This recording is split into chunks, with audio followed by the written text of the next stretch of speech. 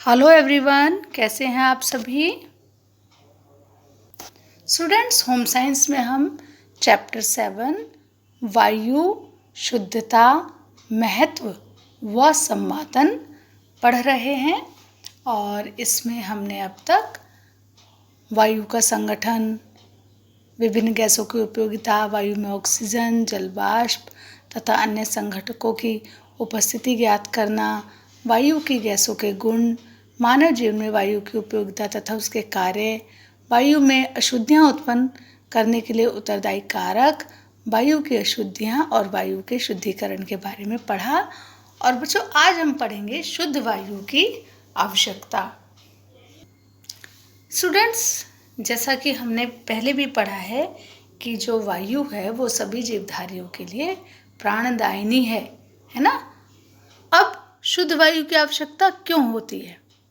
बच्चों, वायु से श्वसन क्रिया संभव होती है और इस क्रिया में, श्वसन क्रिया में क्या होता है, जो सभी जीव हैं वो ऑक्सीजन लेते हैं और कार्बन डाइऑक्साइड निकालते हैं।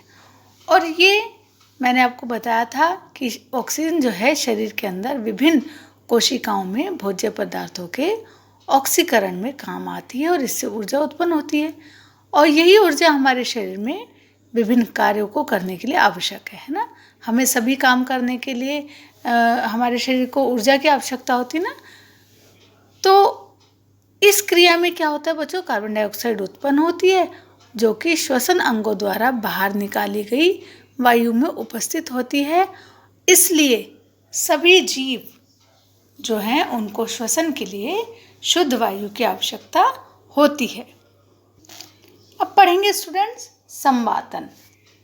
बच्चों, जो शुद्ध वायु है वो मानव जीवन के लिए बहुत ज़रूरी है ना। और हमारे रहने, काम करने, सिनेमा जैसे मनोरंजन के स्थानों पर हमारे सांस लेने और छोड़ने से वहाँ की जो वायु है उसमें कार्बन डाइऑक्साइड जैसी दूषित जो गैस है उसकी मात्रा बढ़ जाती है, जिसके कारण हमें क्या होता है, सांस लेने में कठिनाई का अनुभव होता है ना। इसलिए ऐसे स्थानों पर शुद्ध वायु के आने और अशुद्ध वायु के बाहर निकलने की उचित व्यवस्था होनी चाहिए। संवातन का अर्थ बच्चों, संवातन क्या है ना, इसका अर्थ जानेंगे। विभिन्न स्थानों पर शुद्ध वायु के अंदर आने तथा अशुद्ध वायु के बाहर निकलने की समुचित व्यवस्था को ही संवातन कहते हैं। संवातन को बच्चों इंग्लिश में वेंटिलेशन कहा जाता है, ठीक है। किसी स्थान पर वायु के आने जाने की क्रिया को ही संवातन कहा जाता है और ये ऐसी व्यवस्था है जो किसी भी आवासीय स्थान या कार्य करने के स्थान पर विशेष रूप से की जाती है ताकि वहाँ जो रहने वाले व्यक्ति हैं उनको शुद्ध वायु मिलती रहे, है ना। और इस प्रकार की व्यवस्था के लिए बच्चों दो प्रकार की बातों का ध्यान देना आवश्यक है। एक तो जो कमरे आदि स्थान की जो अशुद्ध वायु है उसको बाहर निकलने की व्यवस्था की जाए। दूसरा, बाहर से शुद्ध वायु को अंदर लाने की प्रक्रिया पूर्ण की जाए, क्योंकि खुले स्थान में तो प्रकृति स्वयं ही वायु की शुद्धता को संतुलित रखती है। और बच्चों, शुद्ध वायु अंदर आ सके और अशुद्ध वायु बाहर जा सके, इसके लिए क्या करना चाहिए, घर में जो ज़्यादा से ज़्यादा खिड़की और दरवाजे होने चाहिए और क्रॉस वेंटिलेशन होना चाहिए। इस टाइप से खिड़की दरवाजे होने चाहिए कि आमने सामने होने चाहिए खिड़की और दरवाजे, जिससे कि शुद्ध वायु अंदर आ सके और अशुद्ध वायु बाहर निकल सके। अब बच्चों हम पढ़ेंगे संवातन के सिद्धांत। स्वस्थ और सुविधा के लिए संवातन बहुत ज़रूरी है और जो संवातन की व्यवस्था है वो मुख्य रूप से दो प्रकार के साधनों से होती है। एक तो प्राकृतिक साधन और दूसरा है कृत्रिम साधन।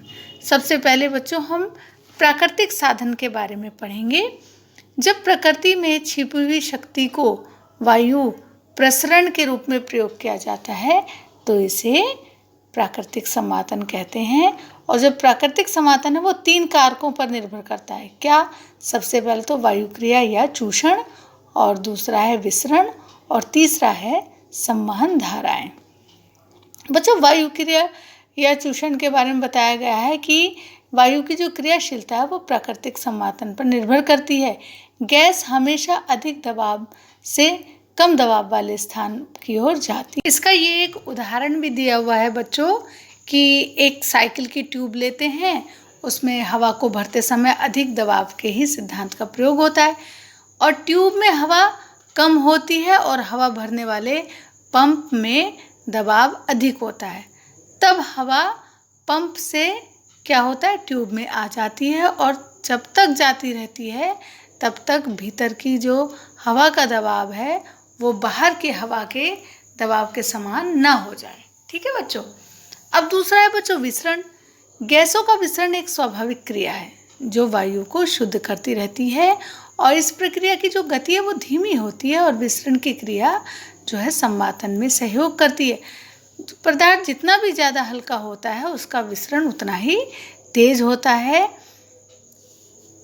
और विसरण बच्चों अधिक मात्रा वाले स्थान से कम मात्रा की ओर जाता है। ठीक है।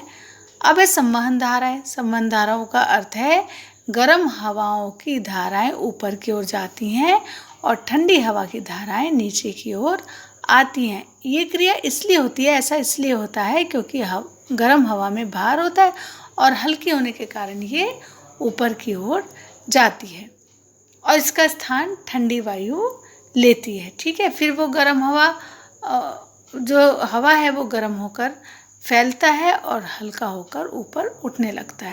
अब है बच्चों कृत्रिम संवातन। प्राकृतिक संवातन उत्तम और स्वाभाविक होता है, और इसका लाभ उठाने के लिए मकान अथवा कार्य करने के स्थान आदि पर खिड़की, दरवाजे और चिमनियाँ आदि बनाई जाती हैं, और इससे क्या होता है, गर्म वायु ऊपर उठकर रोशनदान और चिमनियों के माध्यम से बाहर निकल जाती है, और ठंडी वायु खिड़कियों और दरवाजों के रास्ते से अंदर आ जाती है। लेकिन बच्चों कुछ स्थानों पर संवातन की ये व्यवस्था भी संभव नहीं होती, जैसे कि सिनेमा घर हैं, अस्पताल हैं, या अत्यधिक ठंडे स्थान हैं, वहाँ खिड़की और दरवाजे निरंतर खुले नहीं रखे जा सकते।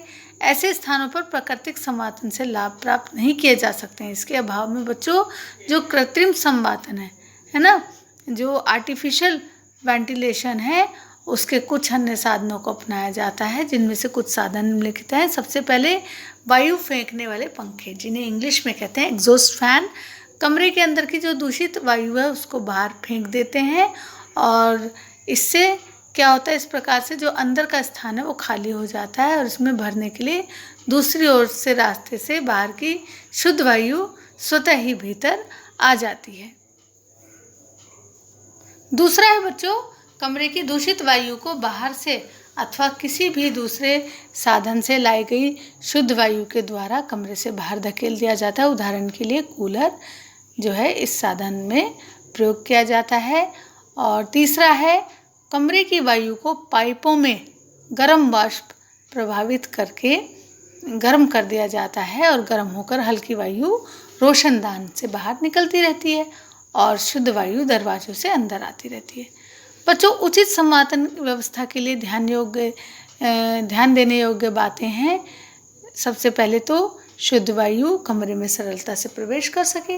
दूसरी है जो गंदी वायु है वो कमरे से बाहर जा सके। तीसरा है जो कमरे की वायु है वो निर्धारित तापमान पर बनी रहे। और चौथा है संवातन इस प्रकार करना चाहिए कि विभिन्न गैसें, जीवाणु, धूल के कण आदि से उसको मुक्त रखा जा सके। अब बच्चों संवातन के प्रकार। संवातन दो प्रकार से होता है, एक बाहरी संवातन और दूसरा होता है भीतरी संवातन। बाहरी संवातन के बारे में पहले हम पढ़ेंगे।